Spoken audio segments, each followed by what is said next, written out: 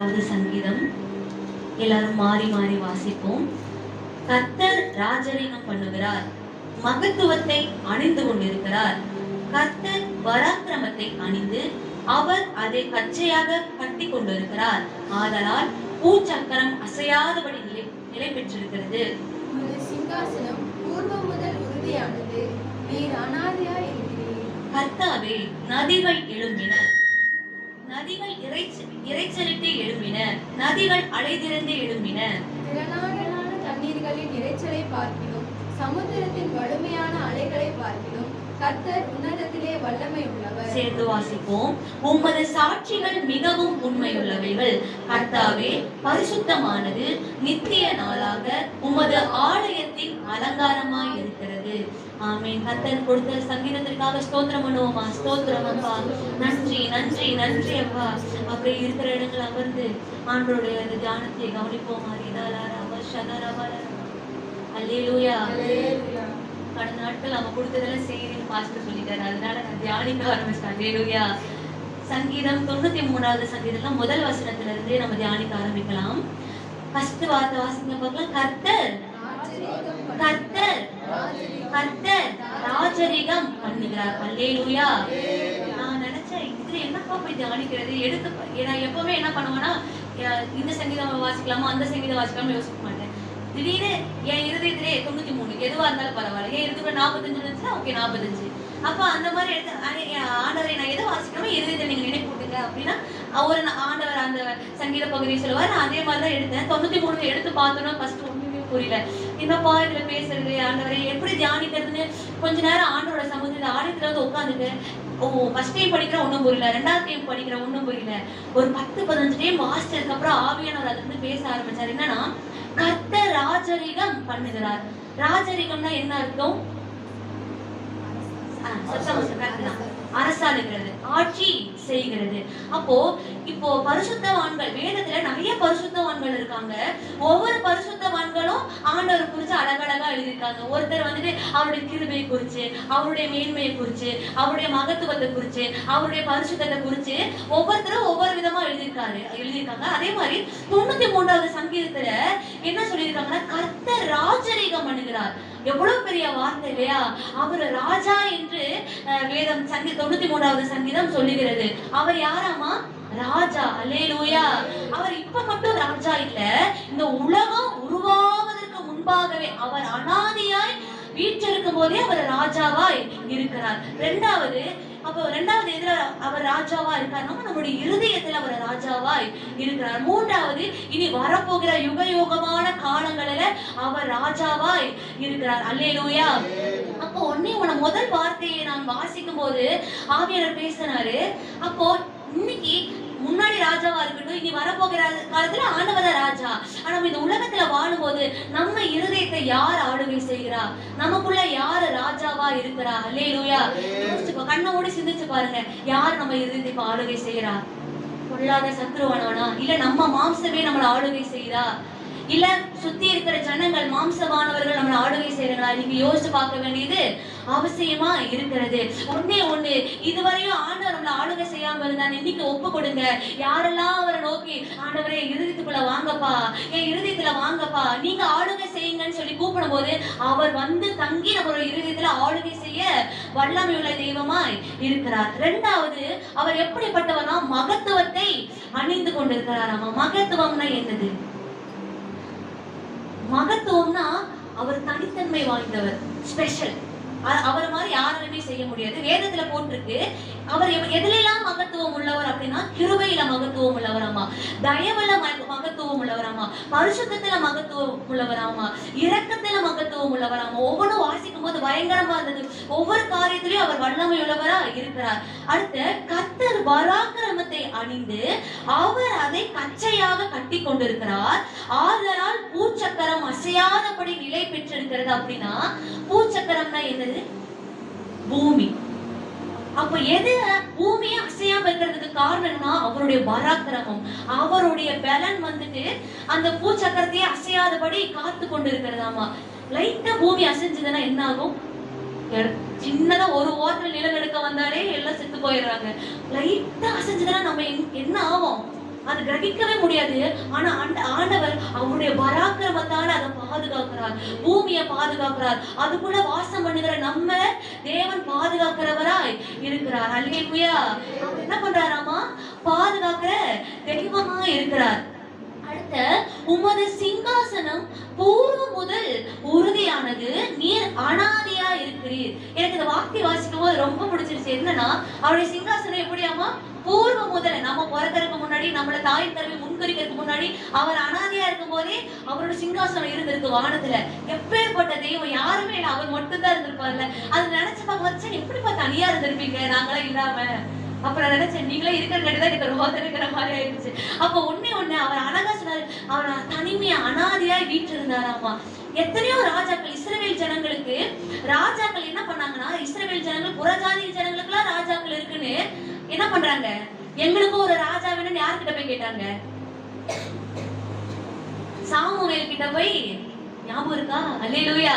எங்களுக்கு ஒரு ராஜா வேணும்னு என்ன பண்ணாங்க? சாமுவேல் கிட்ட போய் கேட்டாங்க. ஆண்டவர் முன்னாடி நியாயாதிபதிகளை, தீர்க்கதரிசிகளை எல்லாத்தையும் எழுப்புனார், ராஜாக்களை மட்டும் எழுப்பல. ஏன் தெரியுமா? நான் உங்களுக்கு ராஜாவா இருக்கேன்னா அவர். அதனால அதுவரையும் ராஜாக்களை எழுப்பவே இல்லை. இஸ்ரவேல் தேசம் எப்படின்னா ஒரு ஆவிக்குரிய தேசம். ஆவிக்குரிய தேசத்தை யார் ஆளணும்? பரிசுத்தம் உள்ள தெய்வம் மட்டும்தான் ஆளணும். அவர் யாரு? பரிசுத்தம் உள்ளவர். அதனாலதான் நியாயாதிபதிகளை எழுப்பினாரு, தீர்க்கதரிசிகளை எழுப்பினார், ராஜாக்களை எழுப்பாததுக்கு ஒரே ஒரு காரணம். ஆனா புறஜாதி ஜனங்களுக்கு வந்துட்டு ராஜாக்கள் இருக்கு, எங்களுக்கு இல்லையேன்னு சொல்லி அவங்க கேட்டதுக்கு அப்புறம் தான் ஆண்டவர் ராஜா ஏற்படுத்தினார். அல்லேலூயா. அப்ப ஒண்ணு சவுலுக்கு அப்புறம் தாவீது வந்தாரு, தாவீதுக்கு அப்புறம் சாலமோன் வந்தாரு. மாறி மாறி மாறி மாறி இப்ப வரையும் ராஜாக்கள் மாறிட்டே இருக்காங்க. யாருடைய சிங்காசனமும் உறுதியா இல்லவே இல்லை. அல்லேலூயா. ஆனா நம்ம ஆண்டவருடைய சிங்காசனம் எப்படி தெரியுமா? பூர்வ முதல் உறுதியானது. முன்னாடி காலத்திலும் சரி, யுக யுகமாய் வரப்போகிற காலங்களிலும் ஆண்டவருடைய சிங்காசனம் மட்டும்தான் நிலைத்து நிற்க போகிறது. அல்லேலூயா, அல்லேலூயா. அடுத்த, கர்த்தாவே, நதிகள் எழும்பின, நதிகள் இறைச்சலிட்டு எழும்பின, நதிகள் அலைதெறிந்து எழும்பின, திரளான தண்ணீர்களின் இறைச்சலை பார்க்கிலும், சமுத்திரத்தின் வலிமையான அலைகளை பார்க்கிலும் கர்த்தர் உன்னதத்திலே வல்லமை உள்ளவர். தண்ணியோட டெப்த் எப்படி இருக்கும்? நான் கடற்கரைக்கெல்லாம் போகவே மாட்டேன், பயமா இருக்கு. தண்ணி பக்கத்தில் நம்ம இந்த சுற்றுலாக்கெல்லாம் போனோம்ல, அப்பவே எனக்கு பயமா இருக்கு. திடீர்னு ஒரு தண்ணி வெள்ளப்பெருக்கு வந்துருச்சுன்னா என்ன பண்றது யோசனை இருக்குல்ல. லைட்டா தண்ணி டேம்ல திறந்து விட்டாங்க, என்ன ஆகும்? இருக்கிறது எல்லாம் குப்பை மேடெல்லாம் அடிச்சுட்டு போயிடும். அப்போ ஆண்டவர் என்ன சொன்னார்? அந்த கடல்ல பாத்தீங்க சுனாமி இப்ப லாஸ்ட் எங்க வந்தது? எங்க வந்து ஜப்பான்ல பெரிய ஒரு சுனாமி. ஜப்பான்ல தான் வந்து எத்தனை கணக்கான ஜனங்கள், அதோட அலையோட அடர்த்தியை பார்த்தா நம்மளுக்கு யாருக்கா இருந்தாலும் பயமா இருக்கு. தண்ணினாலே ஒரு பெரிய ஆபத்து. ஆனா அதோட ஒப்பிடுறாங்க, அந்த அலைகளுடைய அடர்த்தியை பார்க்கலும், அதோடைய வல்லமையை பார்க்கலும், அதோட வலிமை, அதோட ஸ்ட்ரென்த்தை பார்க்கலும் நம்மளுடைய தேவனுடைய வல்லமை ரொம்ப பெருசாமா. அல்லேலூயா. எத்தனை பேர் நான் சொல்லும் போதே உங்களுக்கு புரியுது, எனக்கு வாசிக்கும் போது. அப்போ நம்ம சில காரியத்தை குறிச்சு நம்ம பயப்படுறோம்ல. அப்போ நம்ம ஆண்டவர் எப்படிப்பட்டவரோ அந்த தண்ணியோட அடர்த்தியை விடவே ஆண்டவர் இவ்வளவு பெரிய வல்லமை உள்ளவரா இருப்பாரு. யோசிச்சு பாருங்க. அதனால இன்னைக்கு ஆண்டவர் பேசுற வார்த்தை, சுத்தி இருக்கிற சின்ன சின்ன பிரச்சனைக்கு சோர்ந்து போகவே வேண்டாம். மைண்டை டிஸ்டர்ப் பண்ற காரியம், இருதயத்தை நொறுக்கிற காரியம், எந்த காரியம் வந்தாலும் இல்ல இல்ல இதை விட பெரியவர், வல்லமை உள்ளவர் நம்ம கூட இருக்காரு. அதனால இந்த வார்த்தையை நீங்க நம்ம எதுக்கு தியானிக்கிறோம்னா இது சிந்தித்து கொண்டே இருக்கணும். அல்லேலூயா. அடுத்த ஒரு காரியம், அப்புறம் வாசிங்க பார்ப்போம் அடுத்த வசனத்தை. உமது சாட்சிகள்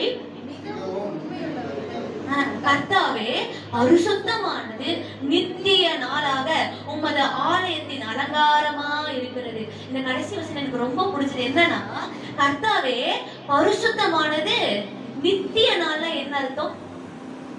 நித்தியம்னா ஃபர்ஸ்ட் என்ன அர்த்தம்? முடிவில்லாதது, மாறாதது, நிச்சயமானது. நித்தியத்துக்கு பெரிய அர்த்தம். அப்போ நித்தியமானது, உமது ஆலயத்தின் பரிசுத்தமானது, நித்திய நாளாக உமது ஆலயத்தின் அலங்காரமா இருக்கிறது. அவருடைய ஆலயம்னா யாரு? நம்மதான். நம்மளை குறிச்சு ஆண்டவர் சொல்றாரு, பரிசுத்தமா இருக்க வேண்டும். அதுதான் அவருடைய அலங்காரம். நம்ம பரிசுத்தமா இருந்தா அவர் அதை அலங்கரிக்கப்படுவார். அல்லேலூயா. எத்தனை பேருக்கு புரியுது?